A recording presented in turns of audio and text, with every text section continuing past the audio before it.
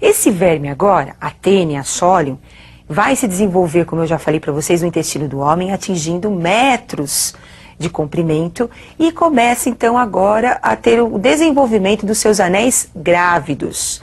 Nos anéis desse verme nós vamos encontrar a parte feminina e a parte masculina. Então nós temos os ovários e nós temos também a produção dos gametas masculinos, fecundando os óvulos e dando origem então agora a um útero cheio de ovos. Como esse anel fica muito pesado, ele acaba sendo eliminado. Então, apesar do verme estar eliminando esses anéis grávidos, ele ainda está vivo no intestino, preso, agarrado à parede intestinal, continua o seu processo de reprodução. Lembrando então que esse verme ele é hermafrodita, ele tem a parte feminina e masculina em cada anel, por isso a grande produção de ovos. Agora, essa doença que eu acabei de descrever é a teníase. Nós temos o verme adulto no intestino do homem.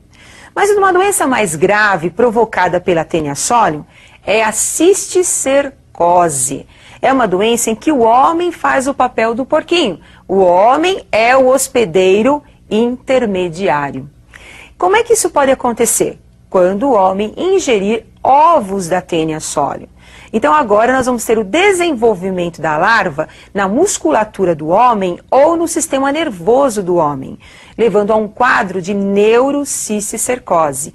Esse paciente ele pode ter uma dor muito forte de cabeça, ele pode apresentar cefaleia e ele pode ter vômitos, pode ter quadros de epilepsia e pode ter uma morte súbita, dependendo da localização da larva, dependendo da localização do cisticerco. Como é que o homem ingere os ovos? Dos alimentos contaminados, ou através do que nós chamamos de autoinfestação. Os anéis grávidos acabam explodindo e nós temos a eclosão dos ovos no próprio intestino do homem. E com isso nós vamos ter a evolução da larva na musculatura ou no sistema nervoso. Agora, uma outra doença também importante é a ancilostomose, conhecida também como amarelão. Aqui no Brasil essa doença chegou através de dois causadores, o Necator americanus e o Ancylostoma duodenale. Então nós vamos conversar um pouquinho sobre o ciclo desses animais. Então nós temos o ciclo do Necator americanus, causando então o amarelão ao homem. Então nós temos aí o ciclo do Necator americanus. Então imagine um paciente que está infectado pelo Necator. Esse verme fica no intestino, começa a ocorrer a sua oviposição. Então o ovo é eliminado através das fezes. Esse ovo permanece no meio ambiente. Encontrando as condições ideais, ele acaba passando por um processo de evolução. Então nós vamos ter dentro do ovo a evolução das larvas. Então essas larvas agora sofrem a primeira mudança, a primeira muda dessa larva, formando então uma larva rabditoide.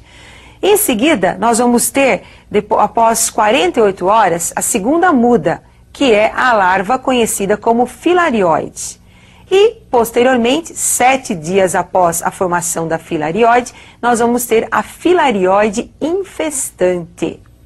Então, esse ciclo da evolução da larva acontece no solo, no chão úmido. Essa evolução garante agora a penetração dessa larva, que pode ser uma penetração passiva ou ativa. Penetração ativa, pela pele, conhecida também como percutem.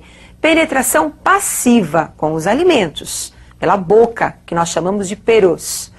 No homem, a penetração ativa, através então do chão úmido, é a principal forma de transmissão da doença. Crianças que pisam nesse chão contaminado com as larvas descalças acabam adquirindo a doença e vamos ter um quadro de evolução do verme no seu interior. Então observem agora a evolução. Com a entrada do verme pela pele, o que nós vamos ter então? Esse verme cai na circulação sanguínea, da circulação sanguínea vai para o coração e para os pulmões, aonde vai sofrer a terceira muda. Nos pulmões, ele agora passa para o trato, subindo pelos bronquíolos, passa para o trato digestório, passando pela traqueia, e vai agora para o estômago. E do estômago para o intestino, onde vai sofrer a quarta muda. Se o verme penetrou pela boca, ele vai direto para o estômago e lá vai sofrer a terceira muda e a quarta muda no intestino.